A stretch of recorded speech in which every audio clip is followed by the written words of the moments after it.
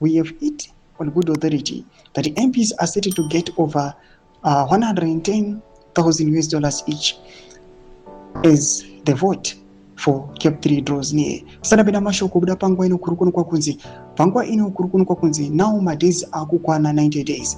Nzekuti nawe ichinyaso kunoisa parliament. Yabya jisana ni mtungamiri wenyika. Chivaya ndo panopinda is a philanthropist. Ajachiti ma legislators. Dakupa mwene mwe wenyu $110,000. Zvanzo kuda pachena kuti pangwa ino apana mnanombo iramba. Titozi the current situation in Zimbabwe. Lugo subscribe or like on the bell icon. Timpachida mnanyara chiti. The $10,000 figure by Chivayo was used as a decoy, but the actual amount is much higher. The first tranche will be paid out this month with the 60% balance in the second week of May. This will bring the total bill to over 33 million. The funds will come as constituencies grant and loans.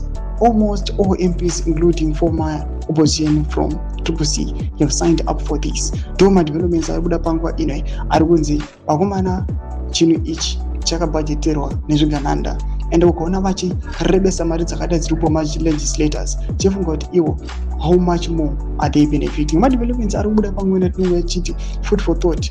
Iwe ndoroza mafunguro ako kana une muono wako pina comment section medu kuti mafunguro enyu unoti kuti pamusoro penhau iyi usawana subscribe or like chete on the bell icon.